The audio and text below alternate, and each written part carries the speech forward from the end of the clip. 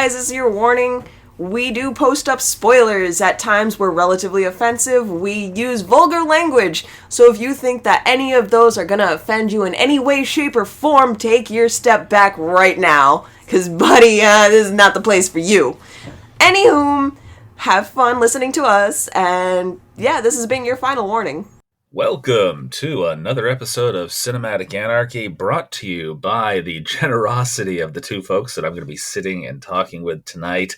You know them, you love them. Matt, Rachel from the Strange and Beautiful Book Club podcast. Still us. I believe I just tripped on my tongue and called it a book cub. Well, but that's fine. okay. Hey, maybe we'll change it. We're working on a rebrand. That could work. Yeah. Need to register a new domain name anyway. Yeah, .cub. You know, book cubs. That's like books for kids, little kids. Right. Yeah. You know, so yeah, the book club and the book cub. Anyway, and we are going to be talking about a film which I reached out and asked them to pick a film this time, and we are watching Somewhere in Time. I almost called it One Moment in Time, which is a completely different thing. That's a song. I don't think there's a movie associated with that. No. I got a lot of good and bad feelings about this film. Well, it's Christopher Reeve, for one thing. It's like the one thing he's in that isn't Superman. Oh, no. There's I mean, I know he's in other stuff, but I guess even when Nothing I've seen. Even he said, I'm only going to be remembered for two things, Somewhere in Time and Superman. So. Yep, I couldn't name another thing that he's in. Correct. So I would say that's fairly accurate. Mm-hmm. And he is in some tight pants in this movie. They are tight. Oh yes, the old suit that he gets. Yeah, he had to split. He had to split the bait and tackle. That's all I have to say. The one where he went back in time to 1912, and they still said, "Hey, that is 10 years older than I even remember." Like, hey, I haven't seen those around for a decade. So out of date. Yeah, they're like, oh my god, so 1800s. It's like, oh, that was definitely 1885, around there. You know, yeah. Okay, well, so he didn't dress the part. He made a mistake. Yeah, he did his best. He made a couple mistakes, but that we'll talk about that in a few moments. Matt and Rachel, would you like to give us a quick synopsis of the film that you chose for us today? Sure. It is called Somewhere in Time, starring Christopher Reeve. My God, why did I just blank on the actress's name? And Jane Seymour. The only relevant person is Christopher Reeve. It doesn't matter. Jane Seymour. Yes, Jane Seymour. Oh, did you just say the only relevant person was Christopher Reeve? Are we like nixing Christopher Plummer as well? It's fine. The other Christopher, it doesn't really matter. Christopher, and Jane. So it's a playwright who falls in love with this idea of a woman from 1912, and he actually uses thinking really hard to travel back in time to be with her. He gets like 3 days with her where they fall madly in love, and then he accidentally travels back to the future and dies of a broken heart. And that's the entire movie. And she pines for, 60 years? Yeah. After he disappears. I have never seen Christopher Reeve so weak. I mean, this is Superman right here. The woman pines for him until she is like 80, 90 years old. Yeah. He spends Superman's 3 days with her. Has always been his personal connections. Oh, okay. That's so I guess this is his Lois Lane in this. Yeah. Yeah. Sure. Yeah, the but most important. By this theory, you remove Lois Lane and he dies in 3 days. Yeah, I mean, yeah. Or he becomes a bad guy. Hey, he turns back time for Lois Lane, too. Yeah, bad guy. You're right. He did do the bad guy thing in... Injustice? Injustice, right. Well, in the Christopher Reeve Superman movie, when she gets crushed in the car... Yeah, we're talking DC canon. He turns the Earth the other direction and turns time back. He does. So this isn't the only Christopher Reeve time travel for love story. Yeah, exactly. That is true. Yeah. I didn't even think about that. I don't know if I guess you could call that time travel. That was more like a convoluted way to bring Lois back to life. What if I fly he literally in the travels opposite back direction? in time to be with the woman he loves. Yeah. If I can, it's time travel.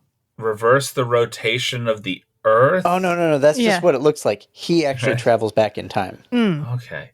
Sort of like how Barry Allen can kind of vibrate himself back in time. He did it by flying as opposed to running.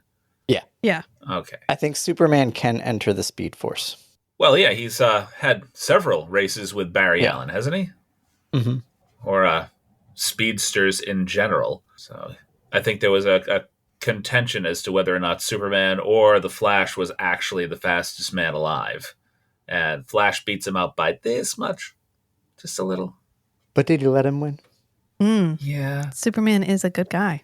I think Superman might have let him win because Superman does hold back on his powers sometimes, knowing how strong he really can be. Yep. So, but we're not talking about Superman. We're talking about somewhere in time. Somewhere in time. Yeah. The most beloved part of this movie for me is where it's filmed, because it's filmed on this really cool island in Michigan called Mackinac Island. Yes, and you it's sent me not spelled photos. how you think. It's Mackinac, but it's Mackinac. Because the French gave it the name, and the French don't like to pronounce the last consonant in words.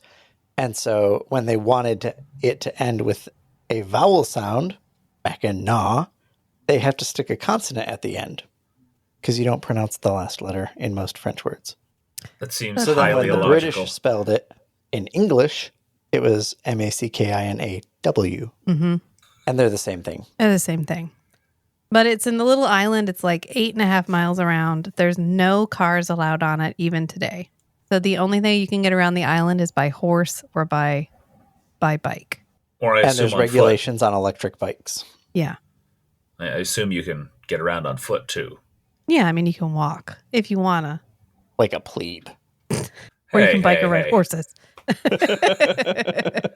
But all of these shops, there's a scene where he runs down Main Street, and like half of these shops are still there. Like there's he runs by the haunted theater, and we went to the haunted theater when we were there. Matt was like, "Look, it's the haunted theater." Yeah, back in the 1970s. That coin shop is still there. Mm-hmm. The fudge shop is still there. The Burdick's fudge shop was there in 1912, Mackinac. Yeah. Because it was founded in like 1800 something. Yeah. There are a lot of movies that were filmed in the local area here, and there's only one that I can like walk down the street and go, "Hey, that was filmed there." Except now it's like an Amazon distribution center. Ugh, lame. Well, Well, like every time we go to Toronto, we go to Selva. Where they film some of the Forever Night scenes.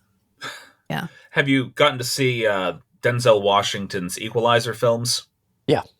Okay, the original film, all of the stuff that was filmed inside of the hardware store in the Equalizer, it was actually filmed in an old dysfunctional Lowe's down the street from me, like right around the corner. Like the Lowe's went under and had been like abandoned for the better part of like a half a decade maybe.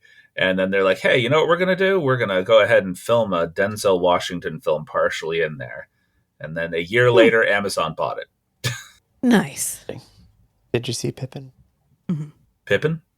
Our cat is passed out on the back of this chair over here. Okay, I'm Really thinking like cute. the stage play Pippin. I'm like, No, just a cat. was Cute Denzel cat. Washington and Pippin or like No, Christopher cute Reeve? cat doing cute shit. Okay, Yeah, but well. the island still looks exactly the same. I think that's why it's still so beloved, because you could go there and it looks like, I think I sent you a picture. They have plaques around the island that are like, here's the Somewhere in Time gazebo, and here's the tree where they first met, and that hotel that they stay in, the Grand Hotel, is like on this bluff when you take the ferry over, and so it's like the first thing you see when you go to Mackinac. Okay. And it was built in 93 days.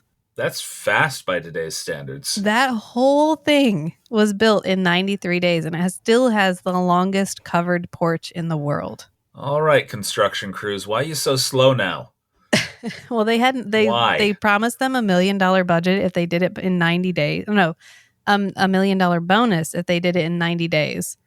So on day like 90, when they were almost finished, they were going to do it. They found out that only the foremen were going to get the bonus. And So they weren't gonna share the bonus. So they tore down Oh. the whole back wall, and it took them 3 days to rebuild it. So their boss lost the bonus. Good. But the reason Yeah, they had so to build pay your it in workers. 90 days was they had started construction on it and they'd started renting the rooms out. But then the company that was building it wasn't going to have it built on time for the first days the rooms were rented out. So they had to get another construction company that would build it in 90 days so that people could start arriving. Well, that's what you get for screwing your employees over. Yeah. Yep. So for this movie, I watched it. This is playing in the background. This is probably my 5th time through because I'm like, I had to have missed something because there's a couple of unexplained things that really bit me right in the back of the head. Are there anything specifically that bothered you? I love the explanation for time travel where he like finds a book that's like, hey, I think you can travel in time. And he's like, oh, I know that guy. And he goes and sees him and he's like, so traveling in time. And he's like, yeah, you ever been somewhere and it just feels so authentic. You feel like you're in that time. And he's like, yeah. And he goes, yeah, that. That's it. Yeah, just think real hard. Just Can you think explain real it to me hard in about one it. sentence? And- I just did. And the guy's like, yeah, I think I did it for like a second. He's like, you did? You went back in time for a second? He's like, oh yeah, totes. I totally went back in time. Like I didn't leave the room. I didn't do anything, but I knew I was back in time for 1 second. And he's like, oh, okay. So like, how do I stay? And he's like, well, don't have anything from your time to pull you back. And he's like, oh, okay. So would you ever go in the past again? The guy's like, nah, no. Not worth it. Nope. Uh-uh. Nope, not at all. So the thing that bothered me is Christopher Plummer, his whole character. Yeah. Because it is obvious that we are not dealing with 1 but 2 time travelers in this film. Right. But they provide no background, no explanation, and no satisfying conclusion to Christopher Plummer's arc at all. I want to know if they do in the book because the book is quite thick. It's a novel. Like it's not I Am Legend because the guy who writes I Am Legend writes this book. I Am Legend is like a short story. It's really short. But Yes, this I have the book. It's a book. Like this Somewhere in Time is a book. Like there has to be more in it. So I'd love to know if that's like a real fleshed out character in the book, but in the movie they were like, I don't know, he just knows shit. I don't know. You want us to just explain kinda that? knows No. shit. Look at Christopher Reeve's dick. Look. Pretty much. And that was the entire movie in his little pinstripe suit. Yeah, I think that's the one. I'm stuck on Christopher Plummer. Yeah. Because I think there's possibly there's possibly more time travelers here kind of revolving around this one character. But I also wonder if this even happened in the first place. Yeah. If it was all in his mind. It's possible because they explained that he had just broken up with his girlfriend before he went to the Grand Hotel. Yeah. And so I wonder if it's possible that in his mind he came up with this idea of, okay, well, maybe I could travel back in time to see this woman who I'm now obsessing about, whose picture is hanging up in the Grand Hotel. And so he goes through a whole bunch of studying, and that first night when he goes in to basically meditate himself back in time, or whatever they explain it as, he from there on is just in a delusional state. So everything from there on is just not happening. He basically stops eating, goes into a catatonic state, and they don't find him until several days later, when it's basically too late. Yeah. I mean, it would make sense because then everybody in the past knows who he is because he walks up to her and she's like, is it you? And he's like, hell yeah, it is. Wait, how'd you know it was me? And then we don't come back to that. She's just like, oh, I just knew. Christopher Plummer told me. Basically, Christopher Plummer showed up one day warning me that some gentleman someday will show up and basically ruin my entire life. Matt is showing me all the stuff that Richard Matheson has written, apparently. He also wrote What Dreams May Come. Yep. Yeah, I did that one. Kolchak the Night Stalker? He wrote the novelization of the TV show. Really? This man had range, okay? Like, they were just picking apart his entire catalog. Like, this is where they originally started making some serious adaptations. Like, hey, we're just going to buy this guy's entire catalog. Yeah, they were like, we can probably make this work. Anything. What do you want? I got a reporter who, stalks the night for supernatural bad guys. I got a guy whose wife commits suicide and he has to go to save her from hell. We got time travel. Got time travel. Time traveling playwright. We got I Am Legend. Didn't you say he had stuff to do with the Jaws series as well? The director, I believe, actually. If I'm not mistaken, the director and the composer both had something to do with Jaws movies. The director, he also directed Jaws 2, and I believe the composer had something to do with Jaws 3D. Nope, I'm absolutely wrong. It's not Jaws 3D. It must be the writer. Did he have something to do with it? Am I just making serious mistakes? Yeah, I think. Here? Yeah. My brain is telling me Jaws he wrote 3D. the screenplay. Yeah, for one of the Jaws movies. So I mean, he also Range. No, he wrote the short story that was the basis for Real Steel. What? Like the Hugh Jackman movie. This is he blowing also up. The Incredible Shrinking Man was also adapted from one of his novels. Yeah, and something in the trilogy of Terror. He had All right, so this quite is a few things. More just a Richard Matheson appreciation episode, I think. Well, yeah. He's given us so many properties. This is probably the most, I don't know, What Dreams May Come is romantic, but this was the most like the romance is the point, maybe. I would say outside of Matheson, who obviously wrote several novels that got adapted into very recognizable things, the most prolific person in this cast is probably the composer himself, John Barry. Because I think I had spoken to Rachel and you about this while we were texting back and forth. John Barry was actually the main composer on almost every iteration of James Bond films through like Sean Connery, Roger Moore, up until they moved over to Pierce Brosnan. Wow. That's a lot of pop culture impact. Yeah. So he had done all those, but then he also was the composer for Dances with Wolves out of Africa. There's a lot here. Wow. I could go on and on, literally. This guy has a massive back catalog of, I want to say, very epic films. And I know this, like I've heard the song from this movie before. Is it actually Rachmaninoff? Or did he write it? That is Rachmaninoff. Okay. Because we have a theme park near us that used to be Paramount owned. And so they would play theme songs and they'd play that all the time. And now it's not Paramount anymore, but they still play it all the time. Every time we go, they play it. Yeah. That doesn't mean that John Barry was not the one who assisted with getting Rachmaninoff into the film or choosing that and putting together that arrangement.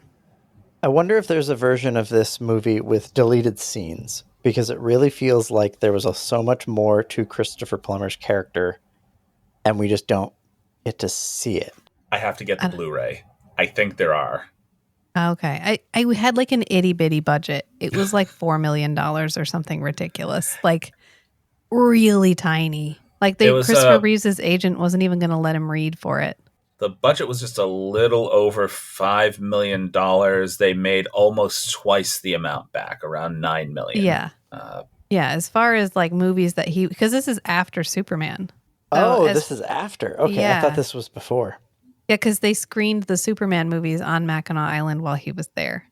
Oh. So this is immediately. Pretty close. I thought this was after the original Superman. No, it was after the original Superman, but you meant they screened them as in sequels. Like just a promotional thing. Yeah, they put it on because he was there. Christopher Reeve was here, so here's all the Superman. Yeah. Okay, never mind. So this was like right after the second big film that he did, and then that was 1980.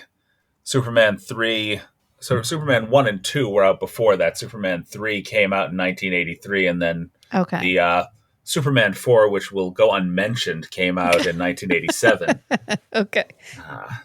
Which must not be named. Like I got Highlander you. Like Highlander 2. Which they skipped for some reason. Yeah, they just went straight to 3. 3 is a good number. 3 is a good number. For the second movie. Anyway. And like a Superman flashback. Isn't that the one where he fights the guy in space? Like the Lightning Nuclear Fingers Man. Guy? Yeah, okay.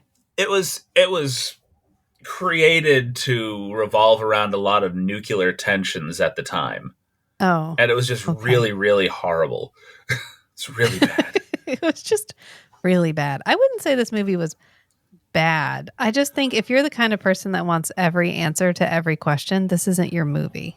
Not even close. Not even close. If you just want to see like beautiful young Jane Seymour and beautiful young Christopher Reeve, and you want to see them doing shit together, this is your movie. And Christopher Plummer looking jealous. Christopher Plummer also not bad looking in this movie. My son He's in his watched part of it. prime. My son watched part of this film with me, and they got to the scene where Jane Seymour and Christopher Reeves are finally in their room together and giving each other eyes. And he goes, "That is the most refined we're going to do it scene that I have ever seen." She just let down her hair, and that was it. He blows out the candle. Yep. You know, there's Through no the real lace nudity. curtain. To black. You Yeah, get and then Jane fade to black. Seymour lets her hair down and Christopher Reeve's shoulders, and that's it. Yeah. Yeah. And you're like, okay, all right, sure. And then the next day where they're like eating on the floor.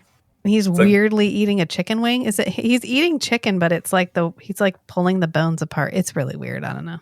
But It's like, did they try really, really hard to almost put this into G territory?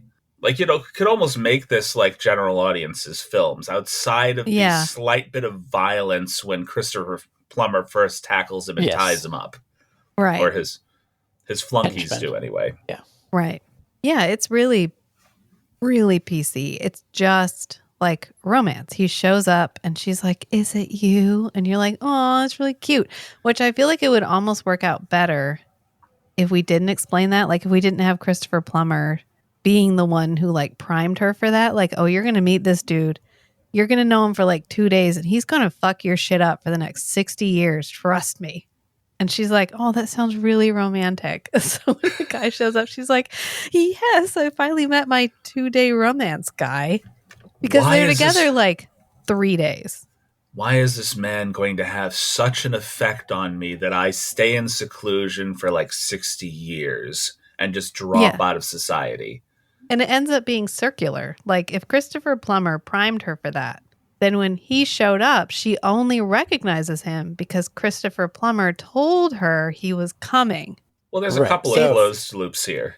It's like the watch. The watch is a closed loop. She gives him the watch. He takes the watch back in time. She gets the watch because she's holding it when he goes back to the future. Right. So that watch is infinitely old and it still works. Mm. The watch both exists and doesn't exist at the same time. Yeah. Because it exists just to be passed back and forth between the two of them. But where did it come from before? That's the time travel device. It's the classic time travel paradox. Well, like they were talking about like hypnotism being one of the ways that he ended up going back, and a lot of hypnotists use watches to kind of put them under that suggestion. That's why I think that he more than likely just got obsessed with a picture and put himself into some sort of obsessive catatonic state. Yeah, because she's even looking at him in the picture. So he's even imagining himself. That's why it captivates him. Yeah, into the world of the picture. Damn, even I want to buy this book. Because I read, but I'm not like a heavy reader. I've got bookshelves worth of things that I read to kind of feed into what I'm doing with the podcast on occasion. But every once in a while, I'll pick up a decent novel, and now this makes me want to pick up this book just because there has to be a better explanation of what's going on. Right. Well, you read it, and then you can come on the book club, and we'll talk about the book. Ooh, nice turnabout. Yeah. Thanks. You know what? I think that's a deal right there. I can do that. All right, there you go. We'll read it, you read it, and then we'll come back and be like, "Oh, we still don't know what Christopher Plummer's character was doing."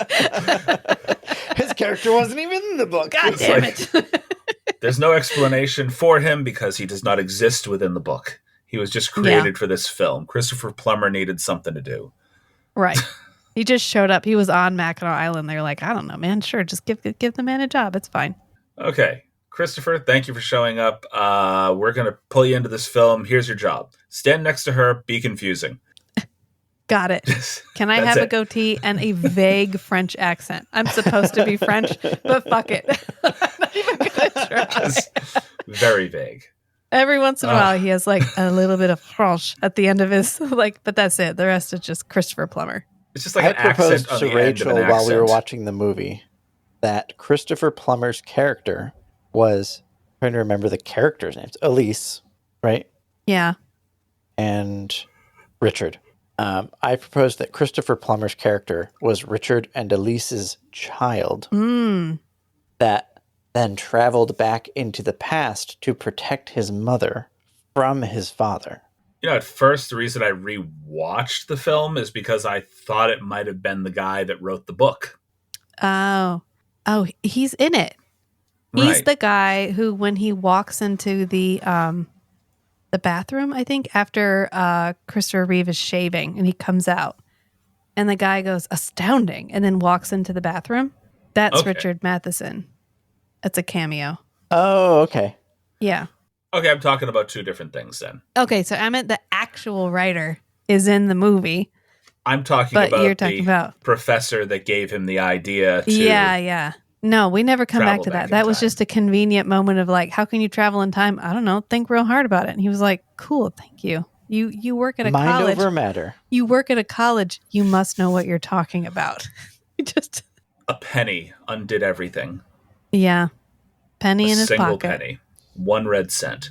And Yep. the laziest pullback from time travel I've ever seen in my entire life. Just literally like just zoom out. Now, Shrink the frame. just you reach out dramatically. You scream, "No, Richard!" And then And we're we'll not do the going to rest in explain what post. actually happened. Yeah. She Well, they won't spent tell all you their what money. happened. They spent all their money on that scene where he's sitting on the porch and she's walking out of the woods. Oh yeah, and they they're have both the fancy lens that can do focus at 2 distances. yeah. She's in focus and he's in focus. Yeah, that's where all the And- money went. Yeah, that's it right there. And Yeah, all that the and horses. importing the cars to the island because they had to ship those over to the island. And they were only allowed to actually drive the cars while the cameras were filming. Otherwise, they had to roll them under their own power. Well, no, I mean Like human. they could use them for filming. No, they couldn't I drive thought it them was around the island only or while they're anything. filming. Yeah, Okay.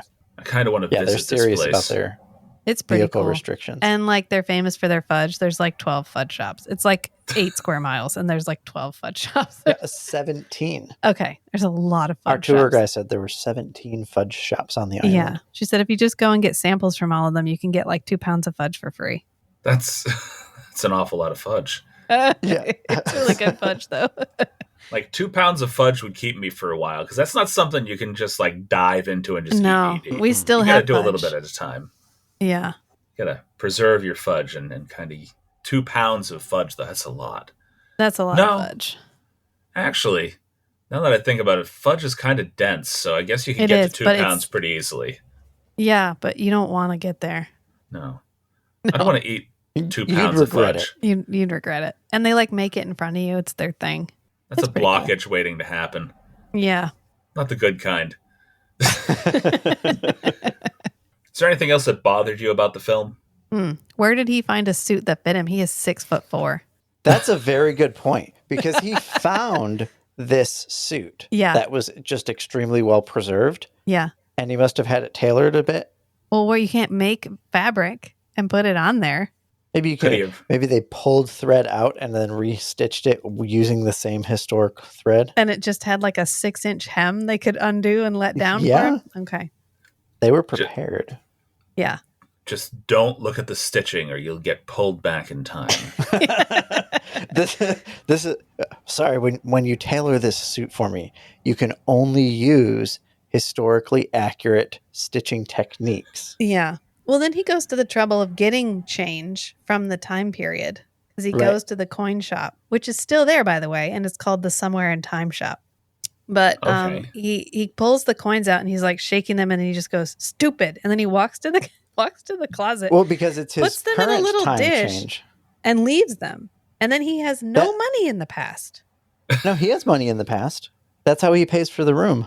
He never pays for the room. Yeah, he hands them dollar coins. Does he? I Yes. think so. Yes. No, he does. Oh, okay. Because I know he eats. He's eating. When all the loose change that he's like, stupid. That's his like actual pocket change from the 70s. Okay. And he puts it all away, except he'd put it in the little front pocket on the vest, and he was pulling it out, and he must have missed a penny. Oh. So he's pulling 1970s money out of this tiny little pocket. Why'd he put it in the and pocket says at stupid, all? puts it in the change bowl, puts it in the, I don't know, ashtray or whatever, but he must have left one. So we know that he was keeping 1970s money in that pocket. Well, that must have been a really great That was night. the Chekhov's rifle. Because she stays pining for him for like 60 years. Yep. To the point where she goes and finds him and is like, come back to me. And then dies. Keep the coins out of your fucking pocket. She could have just told him, like, don't put a penny in your pocket. Come back to me with empty pockets. This movie was almost 2 hours long, and I would have fully watched another hour if they had gotten to near the end and then backtracked and showed you everything from Christopher Plummer's perspective so we could have just a little bit to go by. And why doesn't he go back? He comes back to the future. And then he's like, fuck it, I'll die. Well, you're going to put that much effort into starving yourself. Wouldn't you put that much effort into trying to go back again? Right? Just take a break. Like, take a couple days to recover, like, reset mentally. And then, like, okay, I'm going to try. And it's like, I don't really need to hurry too much because I can time travel to a specific day. Yeah. What if, and I'm just going by what the professor told him to begin with, he had only gone back in time for like a second. Yeah. And was so physically exhausted he decided to never do it again. This guy spent 3 days in the past. Maybe that's what killed him. It is possible that him staying back that long may have just put his body into just shutdown mode. He may not have been starving himself. Snapback killed him. Yeah. He just physically couldn't go on. How unfancy the grand rooms are in present time. When he goes back to the past, they're all real nice. Oh, yeah. And it's busy and they're fancy. And but then in the 70s, the room is bare bones. It's bare bones with like a TV. It's like a twin bed and a TV. That's the only thing in the room. These rooms start at like $500 a night. A modern day. Yeah, the nicer rooms are 2, 3, 4, 5,000 a night. Something tells me you have never been in a hotel or a motel room in the 80s. But this is the grand. This isn't like a motel room. It's like it makes me maybe want they were like, trying to just kind of walk into the Grand Hotel and say, let me ask you a question. Do you have a picture of any of your rooms from back in the 80s? Yeah. Like, did they look as dull as they made them look in the movie? Or did you just do that so there was a stark contrast between modern and, 1912? It was an and oh my God, choice. the carpet when they go in the 70s, the carpet in the like main entrance room. And then there's just a room that's like, this is the room of history. But the only thing in it is like a tiny little 8x10 photo on the wall. I also no context, no, she was in this play, no nothing, just her picture on the wall. I wonder if it was Christopher Plummer that took her nameplate off the wall. I like that they play Rachmaninoff through most of the movie, but for some reason they decided to open the movie in a theater with some funk music playing in the background. There was definitely some slap bass going on there. It's just to set the time period so you know when you are. There's so much music that you could have chosen to open a romantic movie that starts in a theater. Funk is not the place to start. There's a lot of things you could have done. Yeah. They also rowboat out to that lighthouse. That's a haul. That's a real fucking far away from Mackinac. No one is... I mean, it wouldn't be... It wouldn't like wipe you out. It'd wipe you out. And it's right in the middle of the ferry shipping lane. Well, you see how long his arms also a are? Pokestop. It's like 4 pulls on the oars for him. Yeah, I know. He even says it. He's like, my arms are like 9 feet long when he puts the jacket on. It's like, that's why I like this suit. You're just further solidifying my reason for him passing away when he came back to the present. I mean, if it's a Yeah. long haul, that kind of rowing, this guy just laid in bed back in time for 1 minute and was exhausted. This guy full on rode out to the lighthouse. Maybe you shouldn't have exerted yourself so much. Should have just emptied all of his pockets. He should have let her buy him a new suit. Yeah. Look, I have come back in solidifying time. him in the time period. Well, he's selling her on his suit because he's trying to defend his choice, which it was really just the only one he could find. He was like, I'm 6'4". Do you have any clothes from 1912? And they were like, what? What? Nobody was that tall. That there was always some way that he could have been tethered back to the present. How long do you think that he could have stayed in the past, physically, before his body gave up? I don't know. Well, he seemed to be a little tired when he first arrived. So I think the travel back wore him out a bit, but not like too much. It seems like he's sweaty return as shit. trip. Yeah. Yeah. The return trip was a lot more taxing. I don't know. I don't know if he could have stayed there indefinitely. I think the real question is if they'd stayed together all the way to 1979 and he saw something from 1979, would he suddenly be in the Grand as his young self? Because he would have... back in the Grand at 1979? If he made it all the way to like things that reminded him of his own time period because he was back in his own time period, would he suddenly be young again? Or would he now be old in 1979? Well, he's old in 1979 because he aged all the way there. Well, right. But would his aged body then transport back to his original timeline as an aged person? Oh, yeah, that. Or would he go back to being young again? Right, with all the memories. Yeah. Mm. And rather than take 5 days to starve to death, whatever, it'd be a boom, instant death. Yeah, he just dies. He just crumples into dust. No. Okay. So I'm going to be a little bit like Christopher Reeve for a minute. I might be a little obsessed with the whole Christopher Plummer thing. Just a little bit. And I was just thinking one thing that they could have done to correct how much they left open on Christopher Plummer's end is instead of him pulling the penny out of his own pocket, Christopher Plummer coming into the scene and flipping him the penny. Oh. Because we already know that he's a time Plummer traveler. Sneaking into the room and putting the penny in his pocket. Yeah. I would say that he wouldn't put it in his pocket, but he has it in a small envelope so he can't see it himself. Yeah. Right. And just leaves it there for him. Or he's more experienced at time travel, he can handle it. It's possible.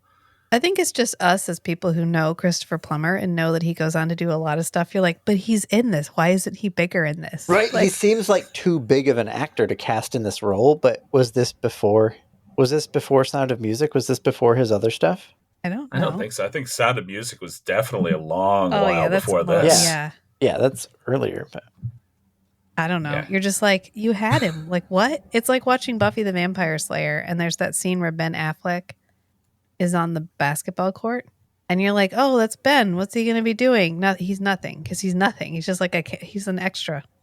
No, I mean, Christopher Plummer definitely did a hell of a lot more before this. Well, and maybe he had his moment, and then this was his like, oh, I haven't seen him in anything in a really long time.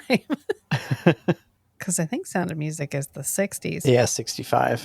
Let's see, what else was he in before Somewhere in Time? Somewhere in Time? He was in quite a bit before Somewhere in Time. He's really well preserved in this. I'm realizing he's done a ton. Because I have to roll through like 5,000 things to get back to where he was in Somewhere in Time. Like, I'm still scrolling here. He was just bad on me. There was a ton of stuff that he was in. And he was in a ton of stuff before 1980. He was in an equal... I'm going to have to say this out loud. As much as I like Christopher Plummer, he was an equal amount of crap and obscure things as he was like stuff that you will remember him for. Yeah. He played Cyrano de Bergerac. Wasn't he in Dracula 2000? Am I making that up? He was in Return of the Pink Panther, like the original, not the Steve Martin thing back in the 70s. I see. Your phone. He was in so much. Phone? It's over there. It's plugged in. Oedipus the King. He played Oedipus. It's funny because there's Jane Seymour, who is in stuff, but not like a ton of stuff. I know her from Dr. Quinn, Dr. Medicine Quinn, Woman, Medicine Woman. Yeah. because my mom was a huge fan of the show. That's what my dad loved that show. I had mentioned Jane Seymour being in Yes. this film to a friend He's of mine, and he's Abraham like, Van Helsing. Oh, that's right. Yeah, It's go like- ahead. he's like, isn't that the girl from the Voyager TV series? And I'm like, no, No. it's not Captain Janeway. No, No. no. No. Yeah, he's Abraham no. Van Helsing in Dracula 2000. I knew it. You want to talk about a weirdly star-studded movie, Dracula 2000. You know what? Yeah. Two people from this film actually got together in later films too. Ha ha ha. Jane Seymour and John Barry, the composer, both in Live and Let Die. Oh, James Bond. nice. Yeah. I don't think that has anything to do with anything. That's probably more coincidence than anything else. It's like they didn't look at the composer and were like, hey, you know who should be in this film as a Bond girl? I don't know. She had a really refined sex scene in this movie over here. Like she just let her hair down and everybody was like, wow. Yeah. And everybody was impressed by it. Yeah. That's all it took. I mean, it's romantic. It's Mhm. a nice little romantic, you know. I All in wouldn't all, I have wanted like more the than film. I really do like this film. It leaves me wanting explanations to a lot of things, but not so much that it makes me hate the film. that. Right. Right. You kind of just have to experience the film. It's not one you watch and then you're like, as a critic, I guess. You can't watch it with like you're going to get everything explained. It's all going to make sense. It's just like a love story. It's just a love story. It's a love story. Can a man will himself across time to meet up with the woman of his dreams that he's only ever seen in a picture? Yeah, once. Once. Well, I mean, not Richard just Collier once. I should mean, have arrived in the past, and instead of just saying, oh, hey, like, well, you don't know me, but you will, he should have said, I have crossed oceans of time to find you. Bringing it back to Dracula. I mean, in 1912, I think "You Don't Know Me, But You Will" was probably be a little less creepy than "I have crossed oceans of time to be with you." What the hell is this bullshit? Well, he's very insistent. I mean, it's fine, but it's I was a little uncomfortable at how pushy he was. right. I was gonna say right now it reads a little pushy when he's like at her room and she's trying to be like, "No, please leave," and he's like, "Oh, I'll leave if you agree to go for a walk with me later." Oh, he was full on obsessed through the entire film. So this is like stalker obsession to the point that his stalker can travel back in time with his mind. Right. Yeah. To find the object of his obsession. This is where we have to have a little bit of context, like context lenses. In the 70s, this would have read as like hopelessly romantic. In 2024, you're like, dude, that's love bombing. This is never going to work out. I have willed myself. Don't fall for it, Elise. I have willed myself a full 60 years back in time by my sheer obsession with your picture. And then he gets one night with her, and then he abandons her in time. He doesn't just say, I'm going out for cigarettes, and never comes back. It's like, by the way, I read and found out that I went back in time to meet you, and I am the cause of you going into seclusion and eventually dying alone. I knew this, and I did it anyway. Yep. I ruined your career. Actually, she goes on to do a bunch of stuff, but she never finds anybody else. They said that she basically dropped in seclusion, though. Like, she didn't deal with the outside world anemiore.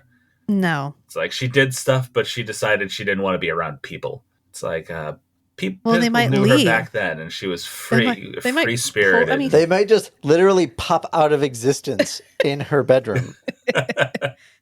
She doesn't want to risk that with another man. It's like, oh no, something about me. I just and then he ceased to exist. How did she find him? She didn't know where he went. He could have been an alien for all she fucking knew. And then she's like, okay, all right, I found him. And then that's the night she died. Right. Yeah. Right. So she finds him, she gives him the watch, and then she's like, well, I'm out. She died. I've completed the loop. She probably periodically like looked for a Richard Collier. I don't know. But the end was very Titanic. Or should I say Titanic ending was very somewhere in time. Oh, yeah. Yeah.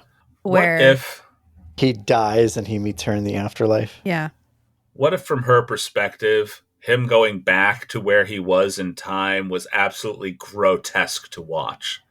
Like, he didn't just go back in time. He sees tunnel vision, but what she sees is him reaching out, and then every layer of him slowly dissolves one piece at a time. Getting stretched into a thinner and transparent line. Yeah, or skin goes first and then muscle. It's like, I don't want to deal with humans anymore because this last person that I fell in love with just dissolved in front of me. And it's just PTSD keeping her in her room for the rest of her life. Just don't touch me. Thinking about the time period, what would somebody have said? Maybe something like, fucking fairies. Well, can you just imagine she's sitting around with her girlfriends and like, oh my God, this guy ghosted me. Like, we hung out, we had a great time, we had a couple of drinks, and then he left and he never came back. And she's like, y'all, one time I had a guy who didn't want to marry me so bad, he dissolved into nothingness in my room. The literal version of ghosting, just like faded literally ghosted me. He traveled 60 years. He like willed himself 60 years in time to avoid being with me. Yeah. He came back 60 years and was just future. Like, oh, fuck this. And back 60 years into the future. Somewhere in 3 days. The original Back to the Future. It took him 3 days to realize, no, I'm good. Yeah. Well, because right before that, she's like, you are going to marry me, right? Because they're sitting there eating on the floor. And she's like, okay, well, we're going to get married, right? And he's like, oh, yeah, no, totally, yeah. The penny was his version of the mid-date you call that you ask somebody to give you an excuse to get out of there. Right. Yeah, exactly. Because then she's like, well, I'm going to have to buy you a new suit. And he's like, what? It's a great suit. And he puts the suit on. He's like, oh, look at this. I have a penny in my pocket. Weirdest thing. Whoosh, back through time. I found the penny. No. Yeah, never mind. No, I got what I came here. Like I traveled in time to be with you. I've been with you. I'm headed back to my own time now. But then he didn't realize the physical toll it would take. Because then he just dies. Do you think they possibly could have made a sequel from this film? Yeah, it'd be like Predestination. She has a child and it's Richard Collier. And then he has to go back in time and be his own dad. So he's a closed loop, which is why it's possible for him to travel through time. With Ethan Hawke?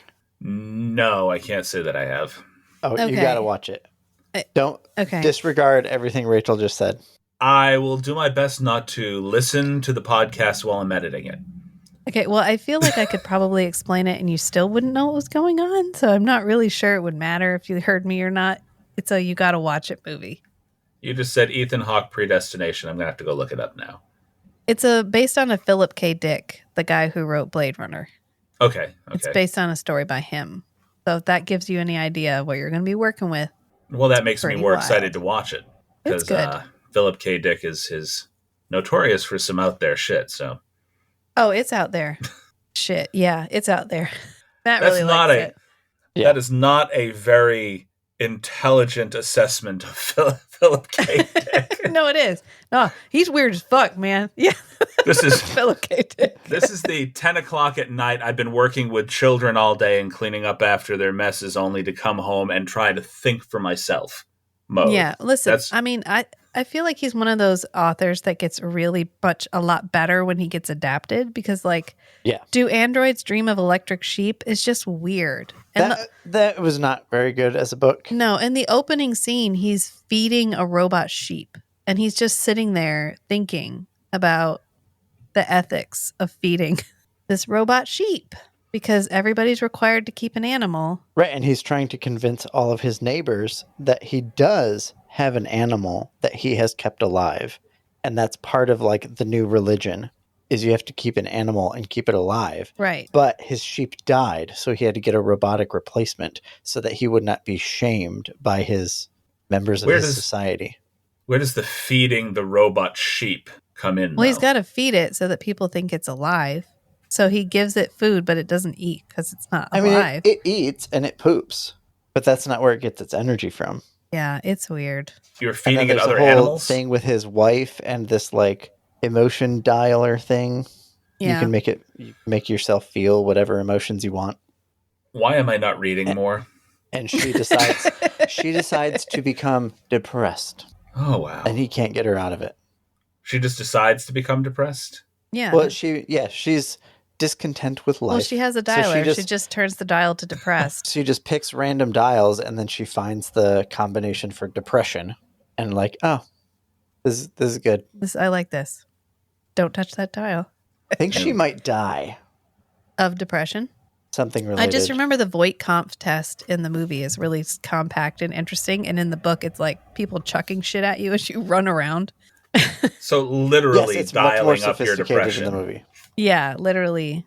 Literally Turning the dialing dial. up your depression. Yeah. It's symbolism. Okay. It's good symbolism. Yeah. Oh yeah, but it's not entertaining really as a book. I mean, maybe we need to do a thing on Philip K. Dick. I feel like he's probably very 60s male science fiction. Oh yeah. Oh, it's extremely male fiction. Yeah. Yeah. Philip K. Dick. I feel like I've watched a couple of movies based off of his stuff. Oh, there's quite a few. They made that TV show too, Almost Human, I think, that had Eomer in it, whose name I never remember. He's in The Boys. He's in so much, and I only remember him as Eomer, and his name is something. If you'd asked me, I could have told you, but then you kept going, and it pushed it out of my brain. Yeah, he played Dredd. Carl Urban? Yes, Carl Urban, yes. Carl Urban. All He's you had in to do a was say television Dredd. show. There's only two people there. And you can't even see his face. He wears the helmet the entire movie. There's Carl Urban and there's Sylvester Stallone, and I knew you were not talking about Rocky. So No. Carl Urban's in it. It's called, I think, Almost Human. It ran for like a season. It was really good, and it didn't end up. I don't know why they didn't renew it, but it's like a futuristic cop procedural.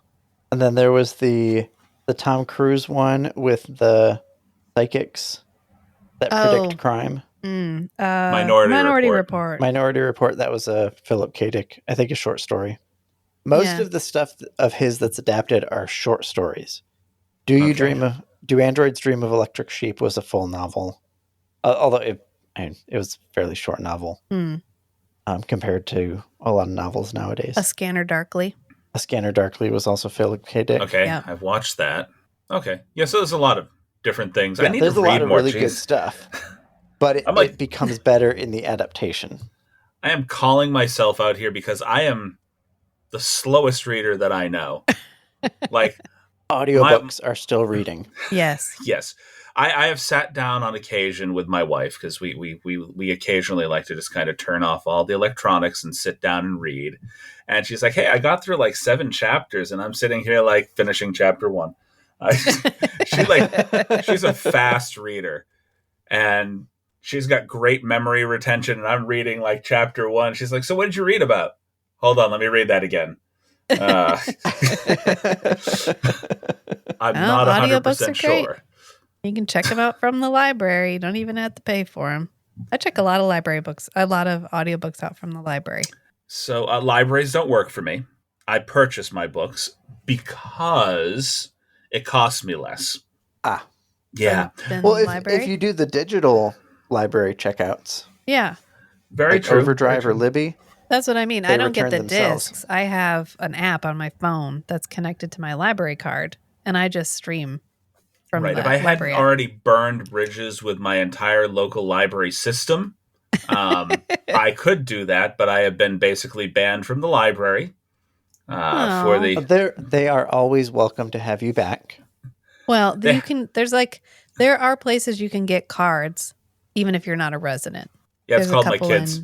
I think there's a couple in Florida. I know the New York Public Library was open for a bit. Yeah, to high school students, I think. It wasn't. I don't think it was to everybody. Anyway. Are you related to this Chris here? Yeah, I'm sorry. We're going to have to ask you for a rather significant deposit before you get your card. We're aware of this Well, I mean, he had a card, and then his wife took out a card because he got banned from using. And then his daughter took out a card, and then she didn't return books. And we realized that you're the fourth person in the family. But yeah, we see a pattern. Uh, and I'm not sure we want to invest in you. So why don't you invest in us first? And Yeah. we'll see where this goes. Yeah. Safety deposit. At the library where I grew up, I can't use my card because I still owe for a Pure Moods CD that I lost. Oh, Pure Moods, of all things. Pure Moods. But that dates when I lost that one. And I was like, wow, I just will never go back. Never pay that fine. You got a different last name now. Yeah, it's fine. I should go back. But I have become an avid supporter of my local new and used books and media shops. Nice. So there's a place. I'm going to give a nice shout out to our folks over at Bull Moose down in Plastow and Portsmouth.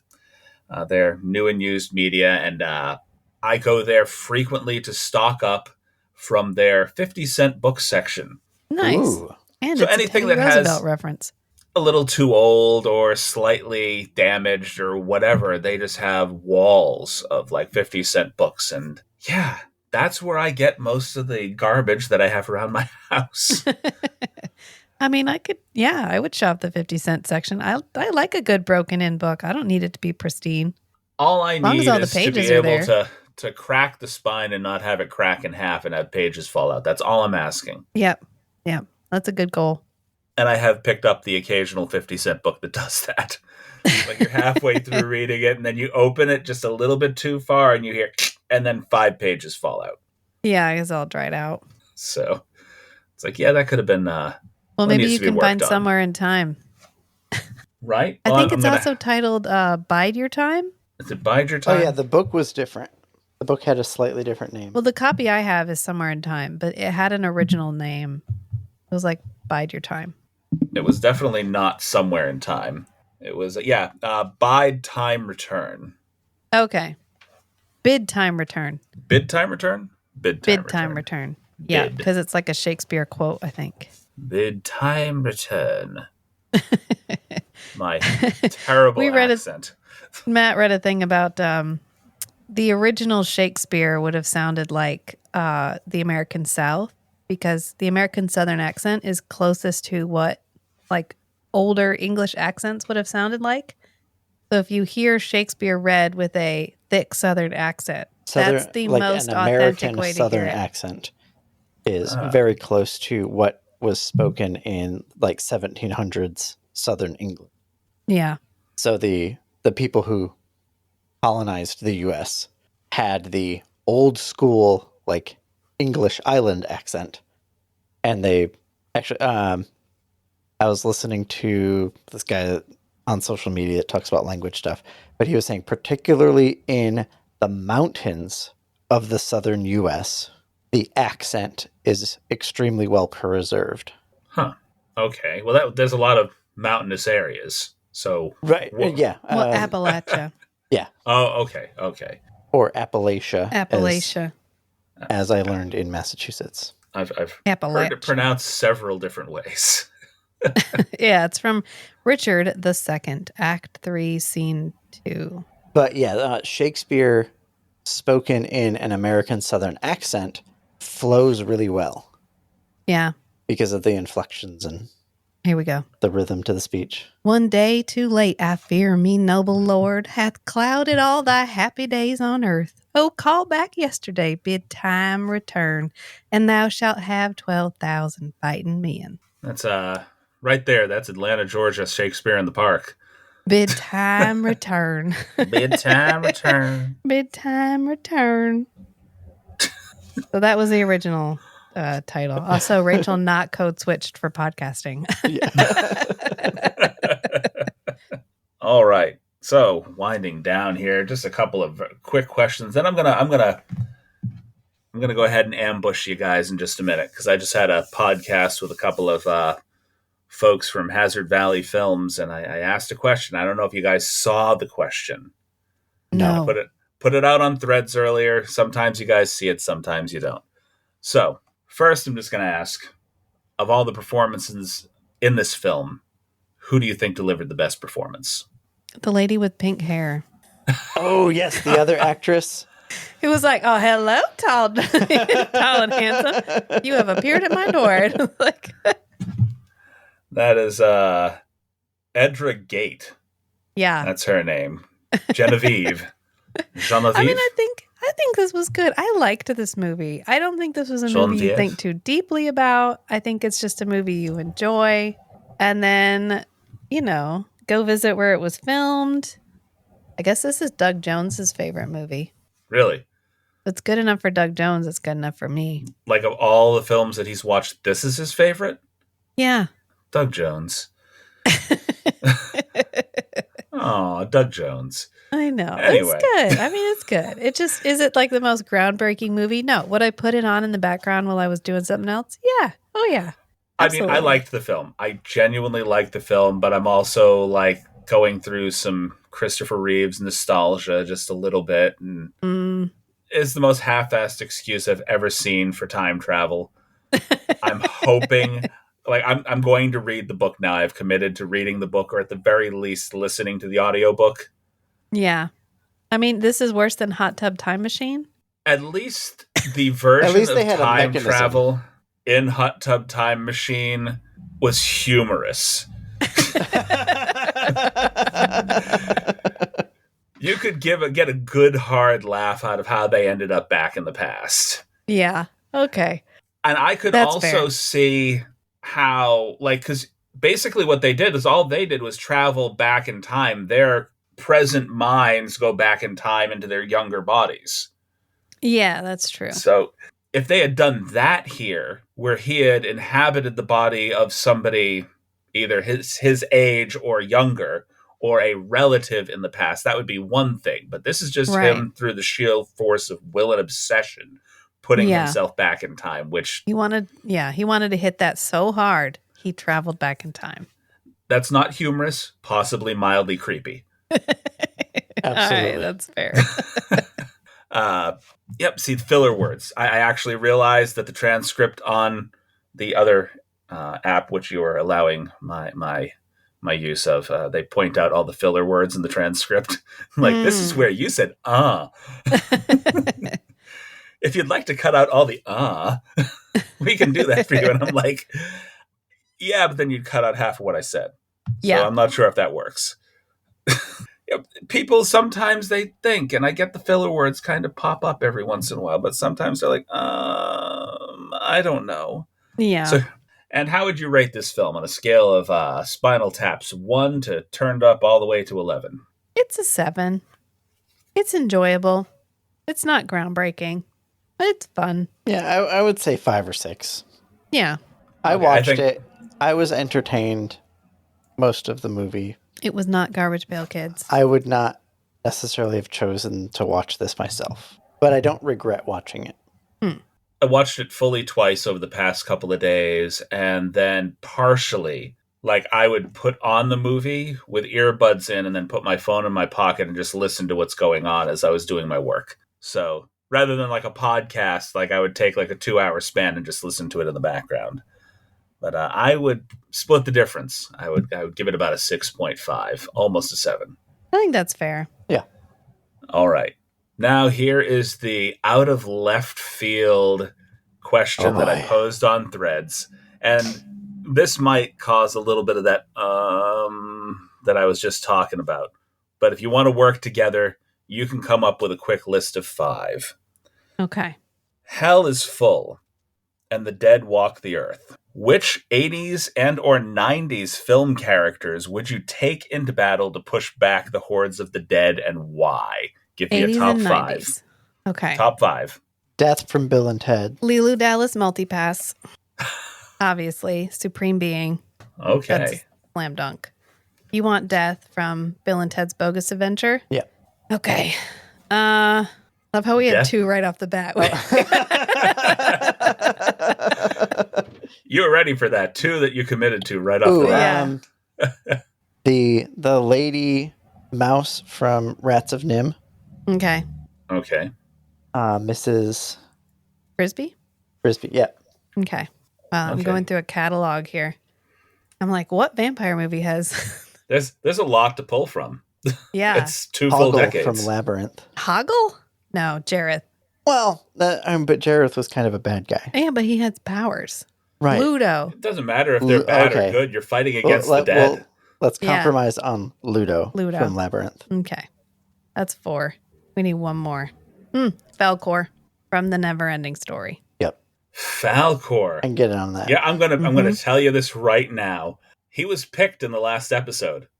Oh, really? He's a fucking luck dragon. Yes. Yeah. Vince from the Northwest Flying Saucer Film Festival, he picked Falcor as part of his team. He's got so good that's taste. really interesting that like you guys both fell can right. fly 10,000 miles in an hour or whatever. As it the did luck help dragon. that you started to move. Before you said Falcor, I was going to say... Thank you, look. To the winch. Winch. Oh, okay. No, the unicorn from Legend. Oh. How about just Lord Darkness? Would he fight on your side? Right. If you're fighting the bad guys. Like demons. Just Tom Cruise in a miniskirt. My first thought was Tom Cruise from Legend. But then I thought, no, a character from Legend that was actually useful to have around. I see why you progressed to Falcor real quick, because you started going through like Jim Henson stuff. Yeah. A little bit. It went like the best puppet ever, Falcor, obviously. Yeah. Yeah. All right. Well, that was a fun little experiment. It wasn't as much of an ambush as I imagined that was going to be, though. You guys coordinated that real quick. Teamwork. I guess we could choose 10, because then it'd be 5 and 5. You need a small army. You could have, when did Dragon Ball Z come out? Is that the 90s? Oh, yeah, definitely the 90s. I think it could have been 89. Let's see. You have to ask when the first Dragon Ball Z film came out, because these are film characters from the 80s and 90s. So when did they have the first Dragon Ball Z film? There's a 1990 Dragon Ball Z The Iron movie. Giant. I like that pick. The Iron Giant. Dragon Ball Z, I think the first one was 1990.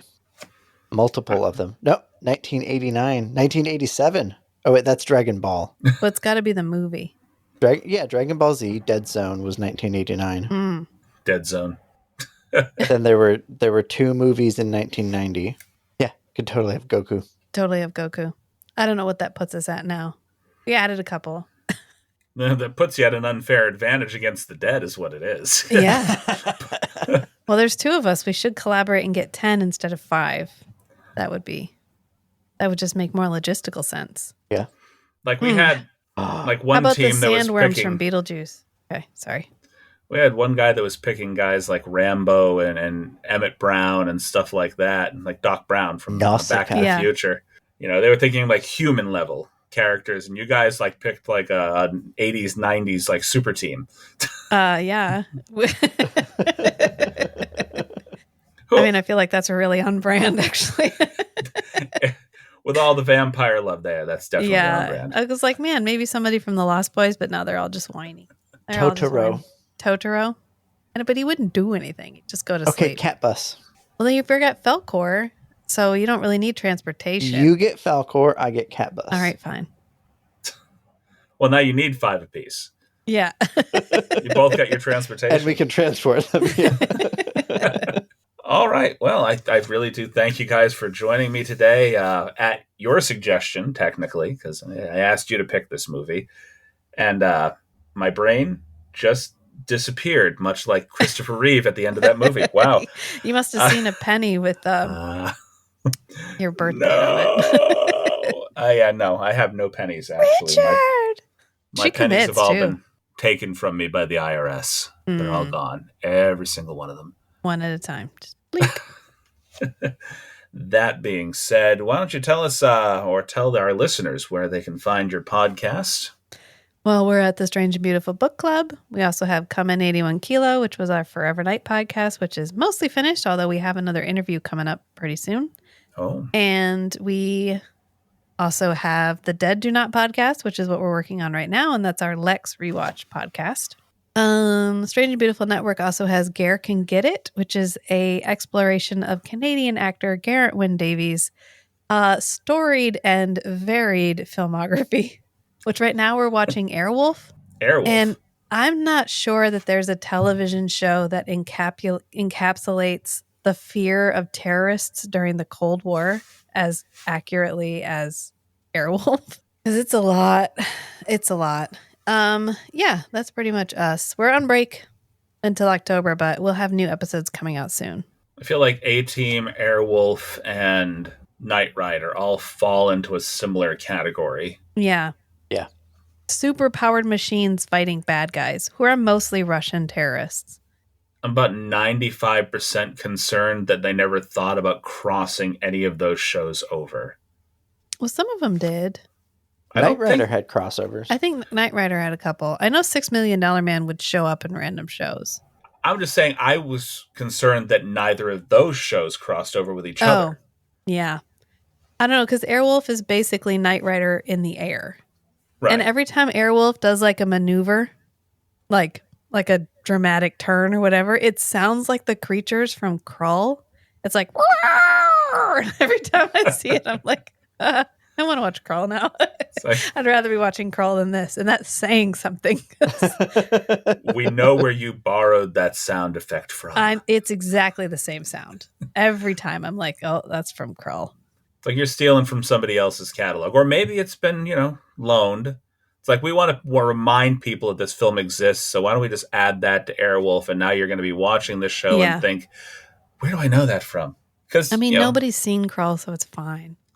I've seen Krull. Although I guess they're rebooting it, which of all things to reboot, Krull? Wow. No. Bold move. It was like the most... it's just like...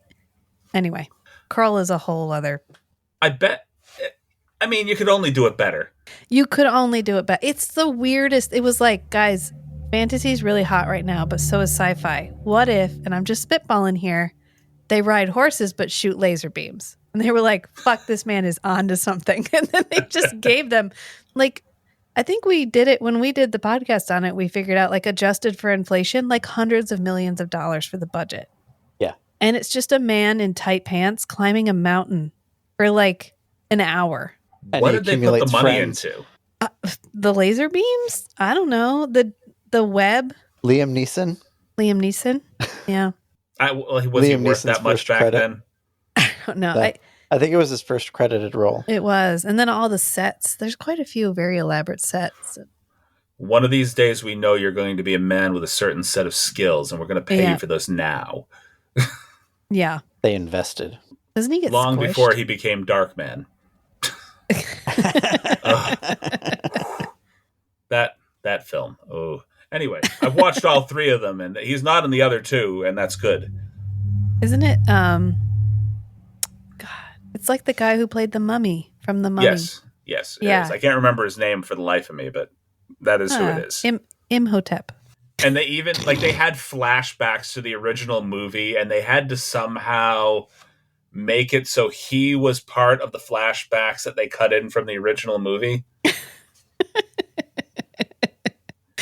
No.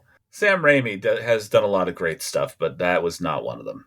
No, not at all. No, can't all be hits. And our podcast can literally be found wherever podcasts are found. And now even more places because the distribution setup is allowing for distribution to podcasting apps in other countries. Yeah. That was weird. I started seeing stuff pop up from Russia and India, and I'm we're very popular in the Czech Republic. We have a separately published podcast called the Dune Deep Cuts, and we've covered the Dune books, pretty much all, and all the movies, and I have listened to sci-fi those adaptations. We've been in the top 200 of sci-fi all-time chart in the Czech Republic for 8 weeks. for the Dune deep dives, and every time I see it, I'm like, still. I just released that episode last night, and I'm looking through it. I'm like, what? There was an app that used to exist called Podcoin, and the whole idea. So you know how certain apps they'll pay you to track your steps, or for other little things. Well, Podcoin paid you or allowed you to donate to charity based off the amount of podcasts you listen to. Oh. So when we had Podcoin available to us, we were racking up pretty significant numbers in every country but the United States. Like every country but the United States. And so we haven't had a lot of international listeners since that dissolved, because Podcoin didn't realize that you can't just pay out money without and making money. There was no advertisement. You weren't, except for advertising Podcoin. So basically, you were advertising to bring more people to Podcoin so that Podcoin could pay more people to listen to podcasts, but they didn't have a plan to take money back in. Okay, well, so that'll work out for them. Yeah. Legitimately, they should have set it up so, like, maybe you were running ads within your podcast alongside a Podcoin or something to that nature. Like Tubi. Or even a subscription service. Instead of pay-per-click, it's pay-per-step. Well, like Tubi, the way Tubi works is they add ads. Yeah. Yeah. So I think that's how Podcoin should have gone. But you live, you learn, you lose a lot of money, you pay people to basically do nothing and give you no money. Well, one of the funding strategies for like new tech startups is you start off as free to get reach, to get like user adoption, and then you monetize it afterward. But they never monetized it. But they may never have made it to the point where they said, okay, here's the threshold, we need to start bringing in revenue. That's where I think like Anchor did their thing. I think Anchor's always been part of Spotify. I think it's always been part of Spotify. I don't think they bought them out. I think it's always been there. And Spotify set up Riverside FM, which is where we're sitting right now. Yeah. Because they figured, okay, we got these people, we have the free tools, they've got all their podcasts set up. Now we're going to pull the rug out from under them and say, by the way, we're going to be eliminating all this stuff. And if you really need that stuff, you're going to have to come over here to do that. Yeah, that's fair. Which is a decent strategy. But why frame it as we bought them out? Yeah. I mean, it's like the Onceler. Just is what it is. Riverside was funded by brothers Gideon and Nadav from Tel Aviv. Okay. So I'm wrong. Maybe they got bought by Spotify. I don't know who owns Riverside. I just really like it. And when it stops being worth the value, worth what we pay for it, I'll stop using it. I'm enjoying it now that I realized I can turn the gain down on my microphone and it doesn't sound like it's not picking up anything. Oh, yeah. Doesn't sound like that at all. Good. And you guys don't hear excessive amount of noise going on around me, which is even more important. Yeah. It looks like they're still an independent company. Certainly important. They have their investors listed. There's a couple companies that are like this, where they're for podcasts, which I love. This is funny. Maybe we can cut it out. I don't know. But like the big movement now is to do video podcasts. So people are doing video podcasts and putting them up on YouTube, and everyone's like, "Y'all, that's just a YouTube channel, right? That's not a podcast. It's just a YouTube channel." Right. To have the podcast part, you have to both have the audio and the video. Right. Well, podcasts were podcasts because you could download them to your iPod and listen to the audio. So a podcast is audio only. I don't want to see the recording that I did the other night. I never want to see it. So there's a reason why I'm happy with this setup right here, because I can hear you. You can hear me. Last night, I did a recording, and we had 4 people all fed in through Discord. Oh. No. Don't ever do that. Like, I kept dropping out and dropping out and dropping out and dropping out. And so, like, I had to bit and piece my audio back together and cut certain things out, or their audio would drop. Oof. And so it would, because I think I told you what my setup was originally, was I had trouble recording, but also having live people in at the same time. So I had like a speaker set up, like a really crystal clear speaker that would basically act as the person in the room, attached to a second tablet. And that was how I was getting the audio to the microphone, as opposed to what we're doing right now, which is a hell of a lot more convenient. Yeah. So when the microphone stops working and it reverts back to the tablet audio, it doesn't pick up as well. Not good. So All right. Well, again, thank you for coming by and suggesting this movie. I'm going to definitely have to sit down and at least watch this with my wife because I think this kind of thing is like right up her alley Oh, because she likes to watch a lot of those. Like it feels like a Lifetime or Hallmark movie. It really does, but like a good, like I don't know. It doesn't feel canned. It feels very, I don't know. It just feels very sincere, I guess. It feels like what you get we look from forward a life. to maybe covering the book with you. Mm-hmm. You can count on that. I will even go so far as to take notes, which I never do. I will take notes. Shit got serious. I will sit down and I will take notes because my ADHD ass will not be able to keep up without them. We come back, your whole back wall is just like red string and pictures of Christopher Plummer. No, it won't even be that. It's like I got white walls here. I'll have pulled down all the pictures. I'm just scrawling things on the wall nervously. Yeah, like in Dark City when he goes to visit his friend and he's just drawing the spiral. Yeah. It's like, are you okay, Chris? Just a few more thoughts. Just Christopher Plummer. Where is he in this? I can't find him in the book. He's got to be in the book. And then you travel back in time. You appear in Christopher Plummer's room. It's like, when you were in somewhere in time. What? It's 1965. God damn it, I went too far.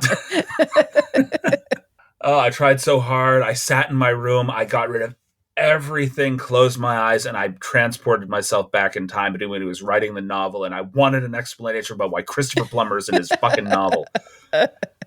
You just show up. Richard Matheson's like, what? He never had the idea for the novel. You explain the idea of the novel to him, and that's how he got the idea for the novel.